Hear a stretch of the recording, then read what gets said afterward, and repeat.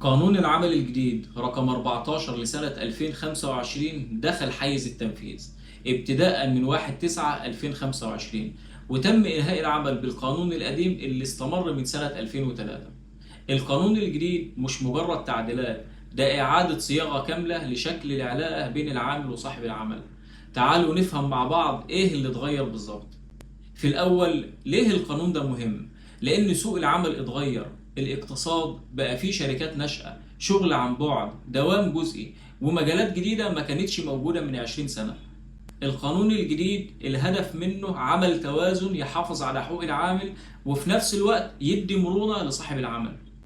وأهم النقاط الجديدة الموجودة بالقانون 8 نقاط، هتكلم عنهم مع حضراتكم نقطة نقطة. النقطة الأولى متعلقة بالعقود. عقد العمل لو اتكتب محدد المدة وانتهى واتجدد تاني من غير ما يتكتب عقد جديد، القانون بيعتبره عقد دائم، يعني استقرار أكتر، وبقت العلاقة بين العامل ورب العمل علاقة مضمونة. النقطة التانية متعلقة بالتعويض وإنهاء الخدمة. لو عقد العمل محدد المدة اتلغى قبل وقته، فالعامل له تعويض شهر عن كل سنة خدمة.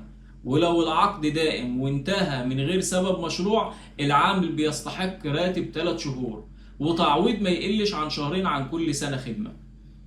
النقطة الثالثة متعلقة بالأجازات. الأجازات السنوية اتقسمت ل 15 يوم في أول سنة، و21 يوم ابتداء من السنة الثانية، و30 يوم بعد 10 سنوات من العمل أو بعد سن ال50، ولذوي الإعاقة 45 يوم سنوية. كمان في أجازات طبية للعمال الصناعيين بنظام تدريجي حسب مدة الخدمة. أما النقطة الرابعة فهي متعلقة بالمرأة والطفل. أجازة الأمومة بقت 4 شهور مدفوعة الأجر بالكامل، بحد أقصى 3 مرات طوال فترة الخدمة.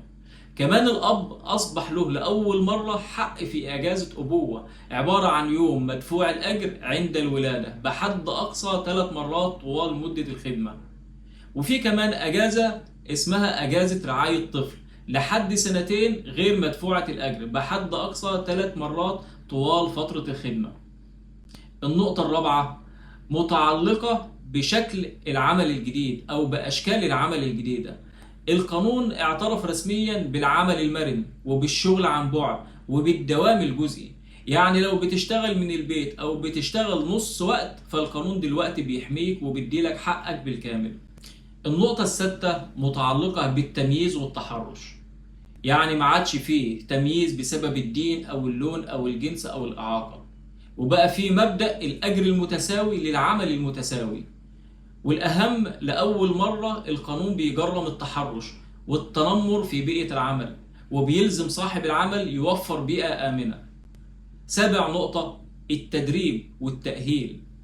الوقت بدل ما الشركات تدفع 1% من أرباحها لصندوق التدريب، دلوقتي النسبة بقت 4% من الحد الأدنى للأجر، وبحد أقصى 30 جنيه للفرد، وبداية من 30 موظف بدل ما كانوا 10 موظفين بس.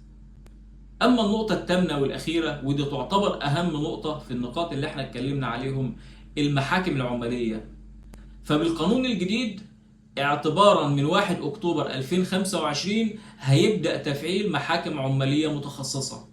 قبل ما القضية توصل للمحكمة، في لجان تسوية هتنظر النزاع خلال 21 يوم، ولو الموضوع ما اتحلش المحكمة العمالية لازم تفصل في النزاع خلال 90 يوم.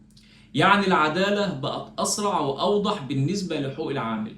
الرسالة اللي القانون بيوصلها للناس إن القانون الجديد مش بس مواد مكتوبة، ده رسالة واضحة إن علاقة العمل في مصر لازم تكون عادلة ومتوازنة. حقوق العامل بقت محفوظة وصاحب العمل أصبح عنده مرونة أكتر، والسوق كله هيستفيد. الحاجة المهمة اللي عاوز أوضحها لحضراتكم إن اللائحة التنفيذية لسه هيبان فيها تفاصيل أكتر، واللائحة التنفيذية دي هتصدر قبل نهاية شهر نوفمبر 2025. العمال استعدوا، لأن من النهاردة الشغل بقى له قواعد جديدة. وفي النهاية لو مهتم بالقانون تابعني.